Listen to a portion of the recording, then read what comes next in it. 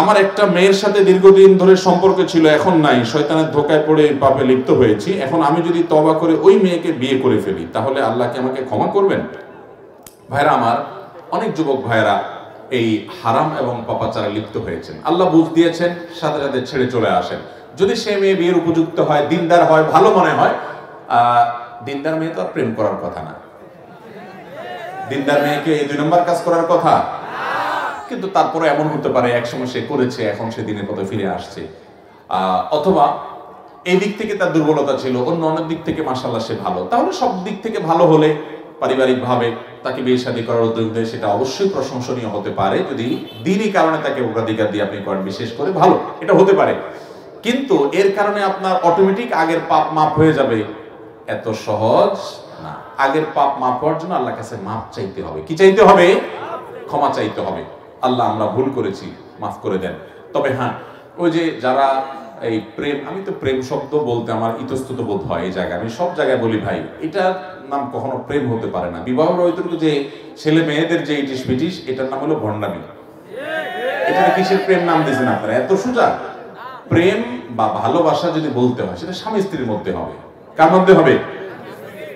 Illegal এবং অবৈধ সম্পর্ক আবার প্রেম ভালোবাসা হয় কিভাবে? এটা মন্দ ভাষা, এটা ভালোবাসা না। ভালোবাসা কোনটা?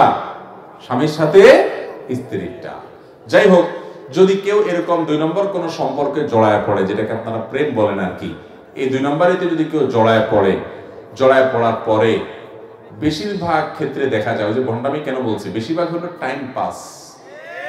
যুবকরা বদমাইশি করা, ফষ্টি করা তাদের ধান্দা, আর মেয়েগুলা অনেকে আছে এখলাসের সাথে প্রেম করে। এখলাসের সাথে প্রেম করে মানে কি, ও সত্যি সত্যি হয়তো ভালোবাসছে আর কি, কিন্তু সে বুঝে না ওই পোলা তো বন্ড পুরা, ও তো টাইম পাস করতেছে।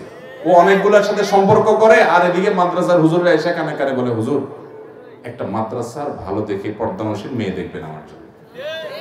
এদিকে অন্য মেয়েদের সাথে ফষ্টি করে। ওই মেয়েরা তো টের পায় না, ও সর্বস্ব হারানোর পরে পরে বলে যে হ্যাঁ, বিয়ের লোভ দেখে, প্রলোভন দেখিয়ে দর্শন, হান তান, নানান কাহিনী সাজায়। আল্লাহ তাআলা আমাদের ছেলে মেয়েদেরকে বুঝার তৌফিক দান করুন।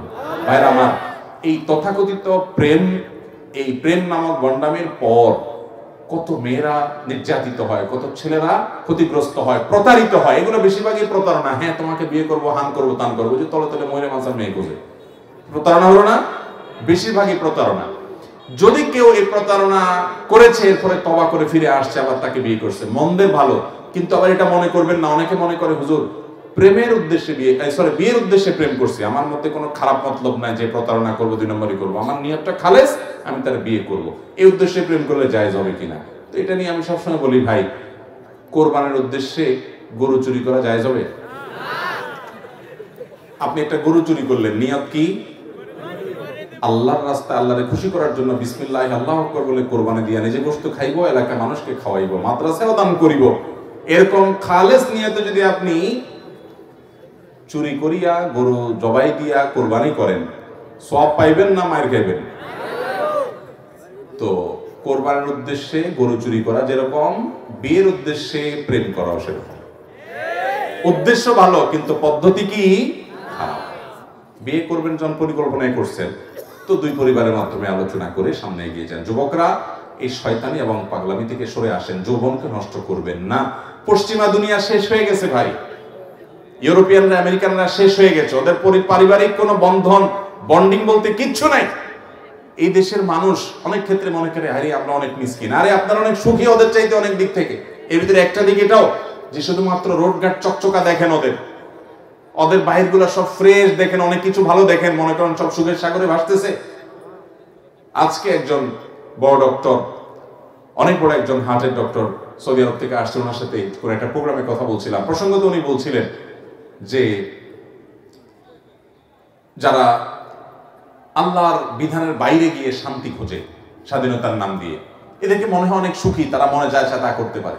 এদের কি পরিমাণ ডিপ্রেশনে ভোগে এবং কি পরিমাণ তাদের মধ্যে আত্মহত্যার প্রবণতা, নিজেকে শেষ করার প্রবণতা, এটা কল্পনা করা যাবে না ভাই। আল্লাহর বিধানের বাইরে কখনো শান্তি পেতে পারে না মানুষ। পশ্চিমা দুনিয়া মানুষের সাংসারিক জীবন, দাম্পত্য জীবন শেষ। এই সাবকন্টিনেন্টে আমাদের এই সমস্ত অঞ্চলে গরিব মানুষ, কিন্তু স্বামী স্ত্রীর মধ্যে সম্পর্ক এত নিবিড় দিন দিন সেটা খারাপের দিকে যাচ্ছে, কিন্তু এখনো পর্যন্ত ওদের চেয়ে আমরা অনেক ভালো আছি।